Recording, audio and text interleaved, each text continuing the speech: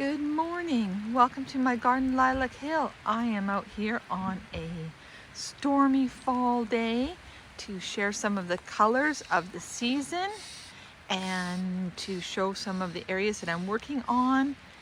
So let's have a little walk around, but I'll pan around and check out my neighbor's maple. Look at that beauty. That's fantastic. And I'm in front of my lilac Madame Leon, and look at the buds.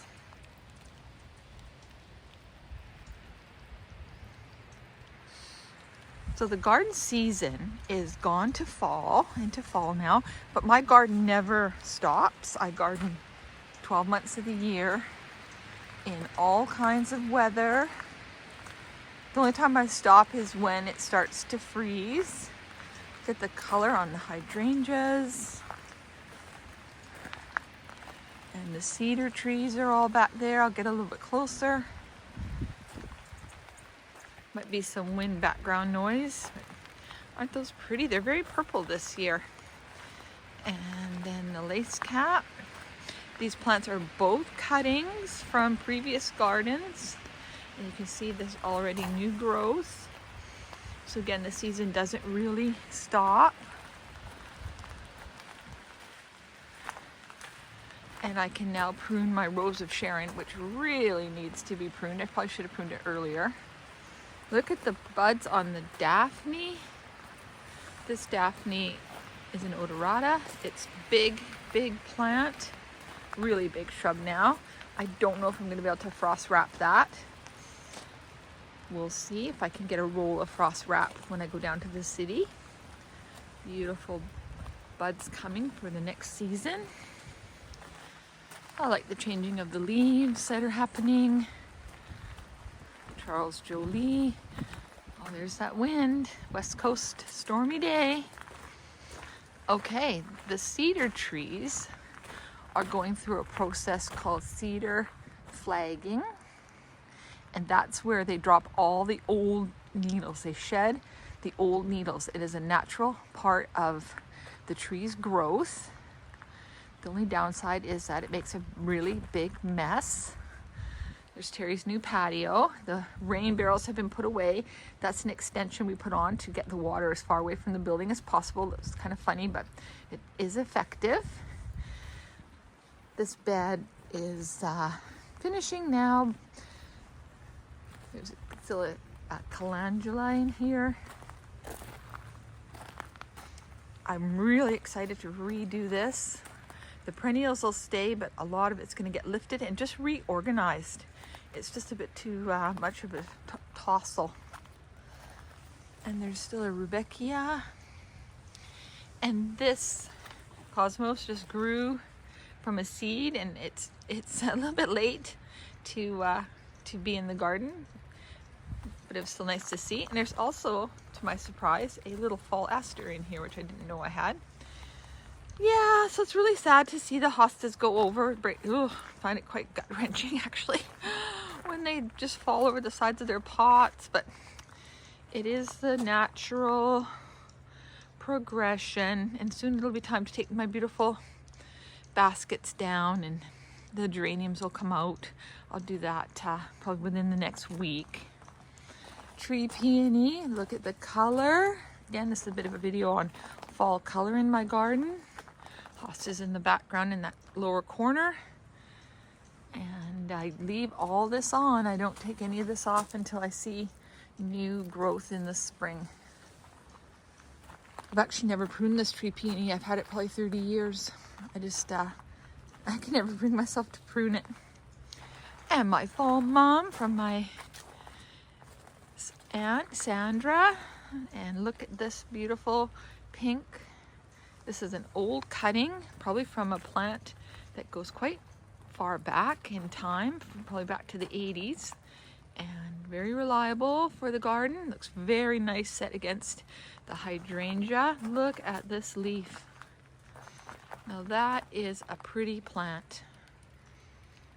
And there's her one big flower. She's got a few flowers. It's in a pot, a big feed trough, but it does have drain holes. Does well here. And there's the mum again. My compost area is going to get a transformation. You can see all the cedar shedding or flagging apparently that's going on. And my compost, I've got some really nice active compost under here. This is in the process of rotting down. Pull up a few rocks and bricks, have a look. So nothing too terribly exciting, just leaf and garden debris, but it is my compost and I'm composting it. I'm making it myself, which is really so rewarding. And I've got a bay here that I emptied underneath the forsythia. I've got daffodils under the forsythia. But the reason I'm back here is because I want to share them. Got some nice water troughs. These are animal stock troughs. And there's the cedars. These are the neighbor's cedars. Really nice big trees. They blow in the wind. It's quite exciting when a storm comes through. I'm keeping my troughs full for winter. The other rain barrels have been put away for the season just to keep them in nice condition.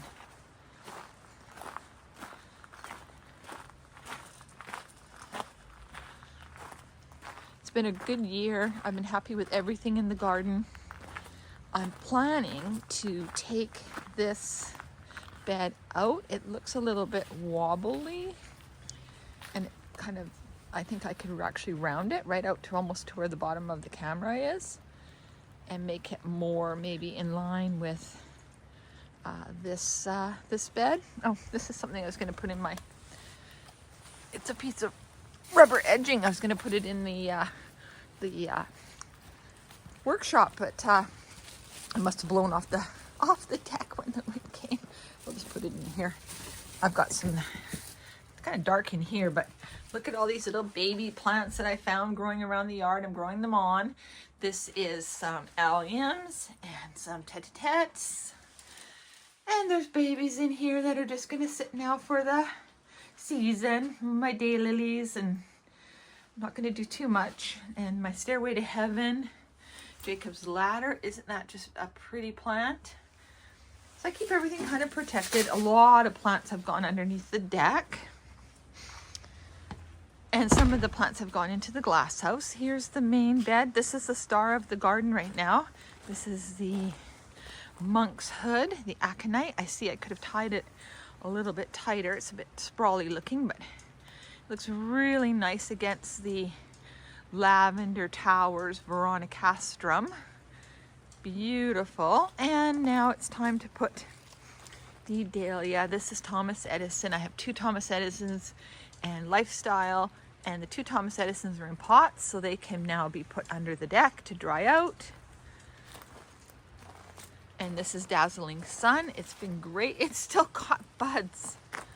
It's just gonna go right till the last frost, but I will move it now. I don't really want it to get frost. Yeah, so back here in this corner, I put in a frilly knickers anemone.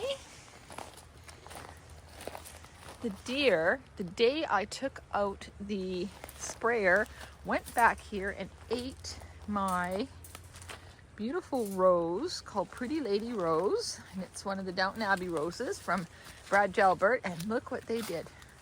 So I threw this over top. I was mad, but it's not really a really good way to protect anything. It's just, they've already done their damage. They probably won't be back, but yeah, they ate that. Lots of anemone in here. I'm so excited for that. And they kind of nibbled the veronicastrum, but you know what? Go ahead. You like veronicastrum. Hopefully they won't be back. This is my lavender or lilac called Hope. Yeah, so things are doing good. All of the rhododendrons are in bud. There's a leopard's bane back there, Doronicum, if I can reach in. It's down in there. Lots of things are ready for the spring now. Like I said, I'm just trying to step out of here.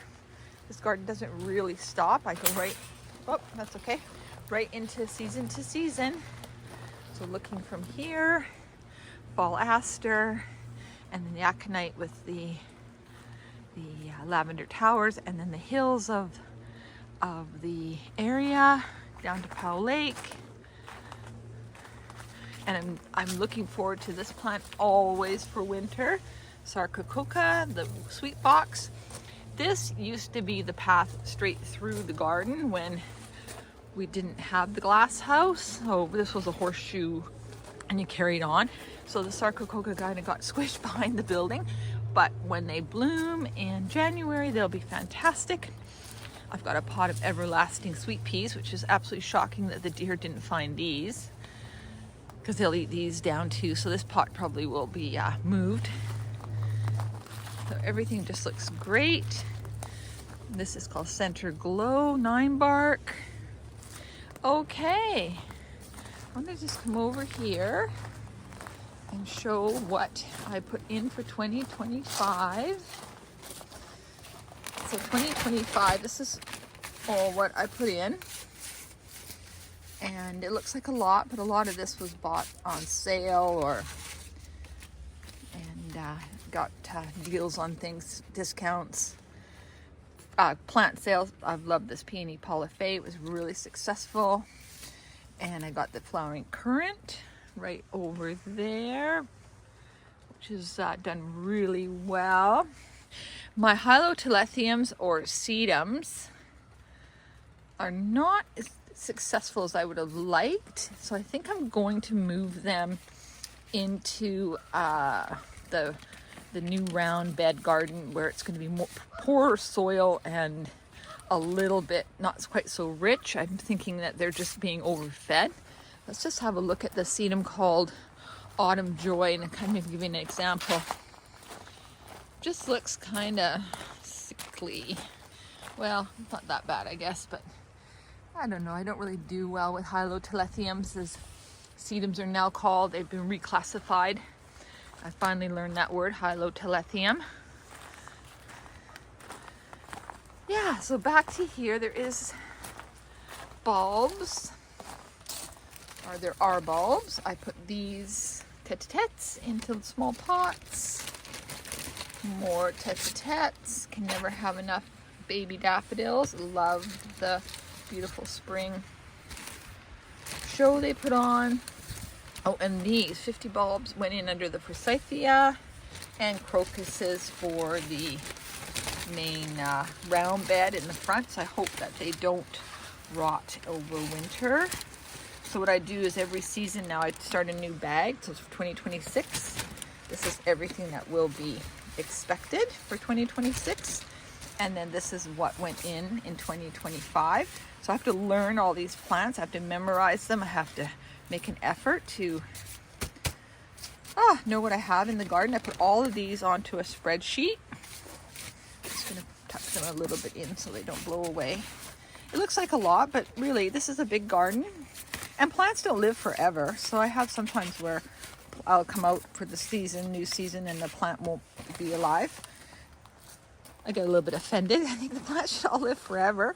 But I do have some nice old timers. Oh, one of my favorite plants, and look at the changing leaf, is my Grandma Chapman's azalea. It was bought as a Mother's Day gift in probably about 63, 64. And it gave me a few flowers this year. It's got a few branches now that have finished, but I'll use them maybe for supports. But as long as she's pushing up new growth and has leaves, I'm happy. Yeah, so not much happens in this bed till the spring. But look at the bud on this. I'll put the name of that one in my notes. So this is just really looking quite finishing, but okay.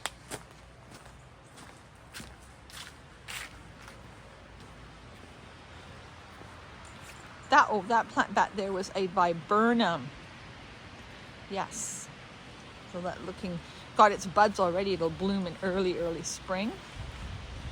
My bicolored aconite is finishing. Lots of Verbena bonariensis in the garden. The peony foliage stays up till the spring. It'll fall over on its own. Joe Pieweed, upright St. John's wort. Look at my young lady smoke bush in the background there. She's done really well, and yarrow, moonshine. So this is one of my sedums, but it doesn't look like it's really doing anything, so I might move it in the, I think the sedums are just in too rich of soil. Oh, another anemone, little white one blowing in the wind.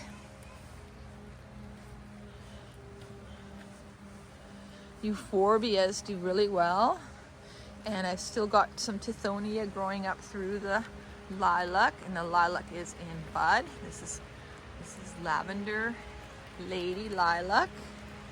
Oh, and this is just the other side of the glass house with more of the Sarcococa ready to bloom.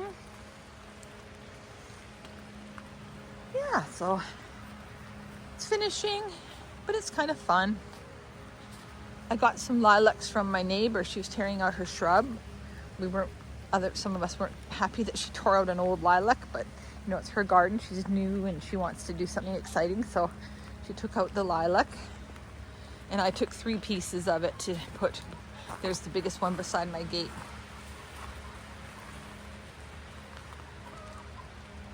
Just enjoying the trees. It's getting quite stormy. And this is my attempt at trying to revitalize my hill. Very challenging area. The mud fell like crazy. As soon as I lifted the grass, the soil just basically slips off the slope. So we've got an edging coming. It's a 10-inch corrugated black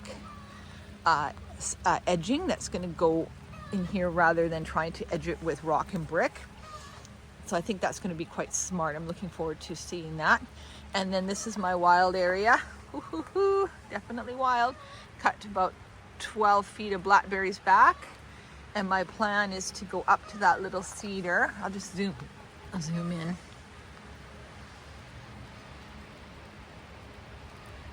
So from the little cedar to the left will be garden, and from the little cedar to the right will be wild, because you really can't go in there. It's quite dangerous. The slope is just a straight drop off where the blackberries are, but it's still very much a fall picture, and the echinopsis have all finished now.